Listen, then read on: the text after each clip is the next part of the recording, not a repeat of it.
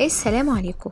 احنا النهاردة هنحكي عن حكاية العربية البنتلي اللي قلبت حياة أحمد فتوح، من لاعب بيلعب في كأس العالم لواحد بيحاول يهرب من مطب قانوني ممكن ينهي مستقبله في لحظة. عارفين الواحد بيشوف الحاجات دي في الأفلام، بس لما تحصل قدامك في الواقع بأرقام بملايين تسأل نفسك هو إيه اللي يخلي بني آدم يرمي نفسه في النار وهو شايفها؟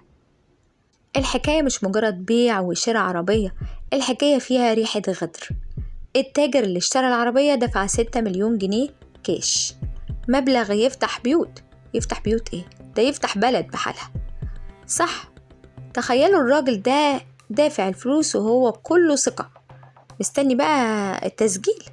فجأة الدنيا بتسود في وشه، اكتشف ان العربية دي مش بس مجرد صفيح وحديد، دي مقبرة ديون عليها 10 مليون جنيه غرامات وأقساط متلتلة. يعني العربية قيمتها 7.5 مليون وعليها ديون ب10 مليون. الحسبة دي مش محتاجة عالم ذرة عشان نفهم ان هو وقع في فخ. التاجر هنا مش بس خسر فلوسه، ده حس انه اتغفل. ودينا يا جماعة وصلنا للمحكمة الجنائية، إحالة فتوح للمحكمة بتهمة النصب. وهنا بقى السؤال اللي محيرني ويمكن يحيركم، هل لاعب بحجم فتوح يغيب عنه انه في حظر بيع على عربيته، ولا في حاجة اكبر من كده؟ خبايا الموضوع تخليك تفكر ايه اللي بيحصل جوه الاوض المقفولة. احنا كأهل بيت بنحكي، عارفين ان الدنيا مش بتدي بنتلي بالسهل يعني، وورا كل بنتلي بتتباع في الظروف دي في حكاية، وحكاية تقيلة كمان. الحكاية كلها مش في 7.5 مليون، الحكاية في توقيت الكارثة. تخيلوا بعد ما الناس بدأت تنسى حادثة العالمين. عارفين الحكاية دي اللي فيها فتوح الساعة 3:30 الفجر على طريق الساحل الشمالي طريق العالمين، وبالتحديد قدام بوابة مجلس الوزراء. الموضوع ده حصل في 2024 أغسطس بالتحديد. داس أمين شرطة اسمه أحمد السيد الشبكي، عنده 54 سنة، كان بيعدي الطريق وهو خبطه لأنه كان بيجري بعربيته بسرعة كبيرة، وفي لحظتها مات أمين الشرطة.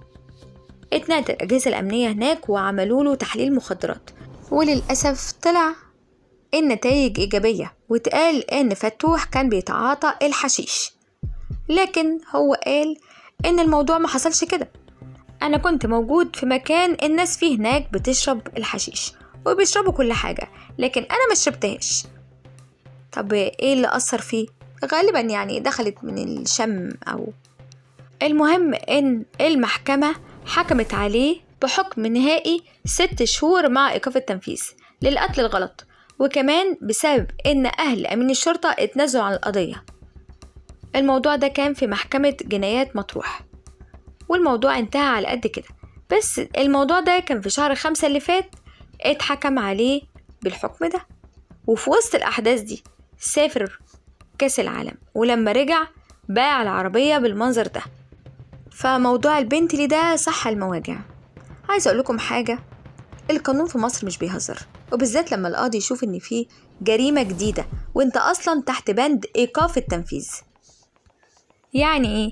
يعني لو فتوح الدان في قضية النصب 6 شهور اللي كانوا إيقاف تنفيذ في قضية حادث الدهس ممكن يتحولوا لتنفيذ فعلي في لمح البصر، كأن الحظ قرر يدور ظهره للاعب في لحظة واحدة، أو يمكن في غلطة واحدة.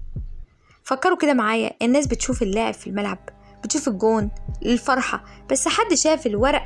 هل حد شاف الخبايا؟ أنا بكلمكم الموضوع ده فيه تفاصيل محجوبة، فيه شهود عيان بيكلموا عن وعود اتقالت للتاجر، عن مماطلة حصلت في التسجيل. المشهد الجاي هيكون في المحكمة وهيكون صعب جدا. احنا مش قدام قضية عادية، احنا قدام ميزان بيتهز. فتوح اللي كان بيجري في الملاعب دلوقتي بيجري ورا إثبات براءة في قضية ممكن تخلي مستقبله كله يضيع. أنا مش عشان أحكم، أنا عشان بس أقول لكم إيه اللي حصل بالظبط وإيه التفاصيل. الحاجة اللي الواحد بيستغرب لها، ليه لاعب بمكانته وبمستقبله يبيع عربية عليها ديون ب10 مليون؟ هل كان بيراهن إن التاجر مش هيسأل، ولا كان فاكر إن اسمه هيعدي أي مطبات قانونية؟ أنا بشوف الناس على السوشيال ميديا اللي شمتان واللي بيدافع، بس الحقيقة إحنا قدام حكاية إن الفلوس والشهرة لما ما بيبقاش وراهم إدارة واعية ممكن الموضوع يتحول لنقمة مش نعمة بقى. هو بصراحة بيتقال كده في كلام في المستخبي إن في محاولات صلح في قضية العربية. ده مش معناه إن القضية انتهت، ده معناه إن الناس بدأت تخاف، بدأت تحسبها صح. المرة دي السقوط لو حصل هيكون سقوط مدوي وهيتحبس فعلا، بعد ما يكون الحبس كان إيقاف التنفيذ. لا، المرة دي هيكون جوه السجن وهينفذ الحكم اللي عليه.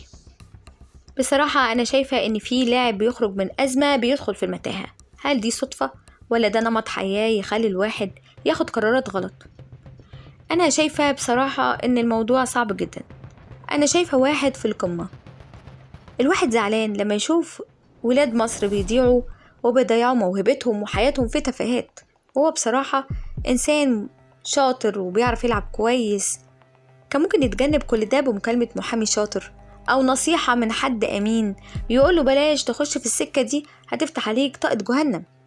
النتيجة دلوقتي المحكمة هي اللي هتفصل، يا إما براءة ويرجع الموضوع يتقفل، يا إما إدانة وتتفتح عليه أبواب جهنم القانونية. القصة دي مش بس كورة، دي قصة سقوط، والناس بتعشق القصص اللي فيها دراما.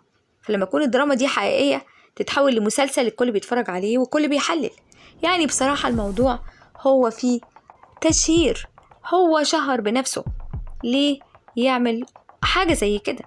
في الآخر أنا عايزة أقول لكم حاجة، المفروض إن كل واحد ياخد باله هو بيعمل إيه. القرارات الصغيرة اللي ممكن نستهون بيها هي اللي بترسم شكل النهايات الكبيرة. يمكن فتوح لحظتها فكر إنه هيخلص من العربية اللي عليها مشاكل ويخلص من المديونية وبعد كده ربنا يحلها بقى، أو يمكن ما ياخدش باله أو الموضوع يعدي أو بس يكون خلص من العربية، وساعتها القانون لا يحمي المغفلين. حظه إن اللي اشترى منه العربية دور عليها وشاف ورقها وعرف إن عليها كوارث قبل ما يشتريها. عارفين لو كان اشتراها كان لبس في حيط والموضوع كده صافي مصفي، هيدفع 10 مليون، ده غير 7.5 اللي دفعهم تمن العربية. الكل قاعد ومستني يشوف ايه اللي هيحصل في القضية الجديدة دي، ايه النهاية. دلوقتي فتوح في مفترق طرق والكل مستني هيعدي من المطب ده زي عدى من اللي قبله، ولا الموضوع هيقف هنا وهيخش في الجد، وبدل 6 شهور وقف تنفيذ هيبقوا 6 شهور مع التنفيذ. الموضوع مش هيخلص هنا، احنا هنتابع مع حضراتكم كل تفصيلة وهنقول لكم ايه الحكاية بالظبط. يا ريت تشتركوا معانا في القناة عشان تتابعوا الأحداث، ويا ريت تعملوا لايك للفيديو ده لو الفيديو عجبكم. احنا حاولنا نجمع المعلومات كلها ونقول لكم ايه اللي حصل بالظبط. هنفرح جدا باشتراككم في القناة وانكم بقيتوا من أسرتنا، وكمان بلايك منكم هيفرحنا. أسيبكم في أمان الله، السلام عليكم.